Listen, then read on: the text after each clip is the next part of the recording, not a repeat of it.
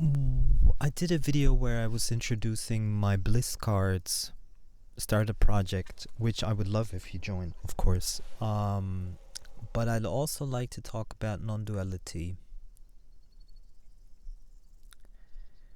So the interesting thing about non-duality, there isn't really something to talk about, because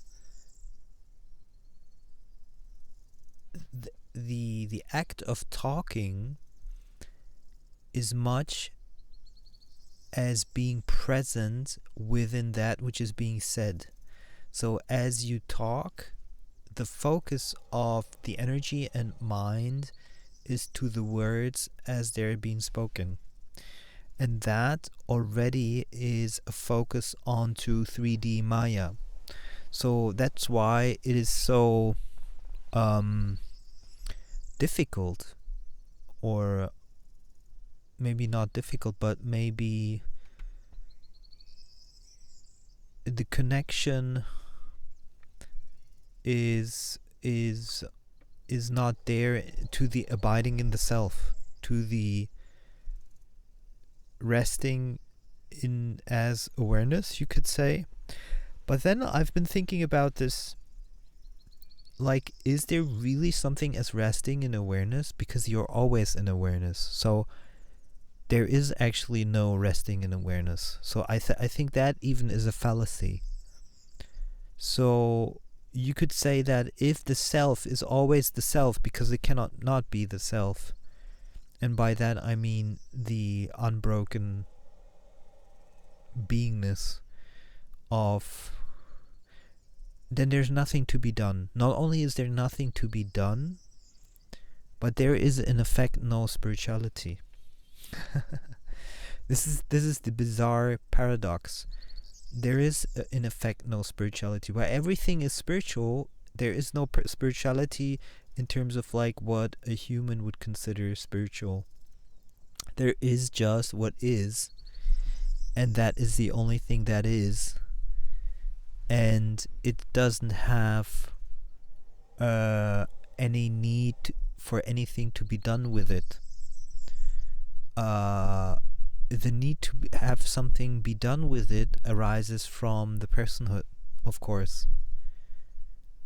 So even if you say there might be a state or recognition or whatever you want to call it, that when it's recognized or achieved, that there is something that then which has some kind of permanence, in the sense like a permanent peace. So but even in the state of non-peace, there is infinite beingness, infinite awareness. So literally there is nothing you can do, and the thing that you try to achieve is already there anyway. So even the satsang itself is absolutely pointless and useless, because you're never gonna get anything more than already there is. And if you're gonna get something, it's gonna be temporary, because the most authentic trueness of reality is the current moment. It's not an imaginary moment in the future. So the absolute truth of reality is what is now, and not what's something that you try to achieve or be. And that is hugely disappointing for the personhood that seeks agency and seeks autonomy in the ability to create or grow, because there is in actuality no growth. There is, biologically speaking, only growth and decline, but spiritually it's always, everything is always the same. And so there is no such thing as bliss, unless it's the reality for the moment in which you are. And right now, if you feel bliss, then you feel bliss. And if you don't feel bliss, then it's not there. Then it doesn't exist. The only thing that definitely exists is that you are in some form aware right now, and everything else is imaginary. I am here right now, and that's the maximum that is possible. And to let yourself accept this is tremendously challenging, that there is only the now, and it's not gonna ever be more than the now, with all the parameters and qualities that this exact now has. Everything else is imaginary.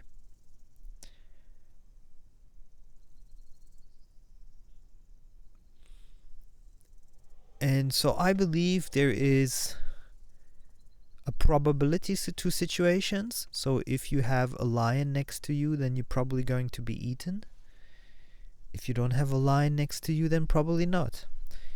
And what I think makes a lot of sense in life, without us having any ability to know anything, it does make sense to optimize your probabilities without considering it spiritual growth.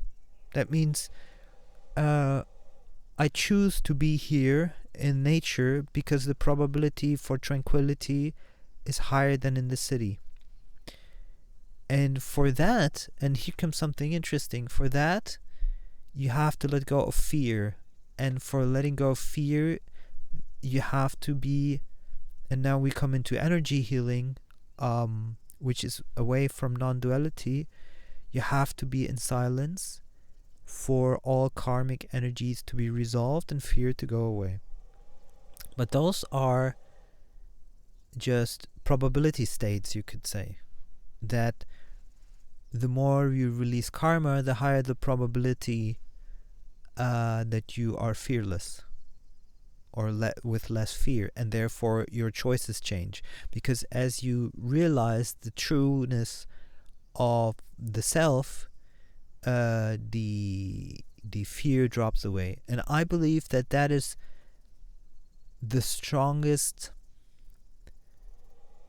result of actually sitting in silence. The losing of fear, because you don't push down energies anymore. You don't push down any negative energies anymore, any memories, and therefore you can truly process what hasn't been processed before. And that's it.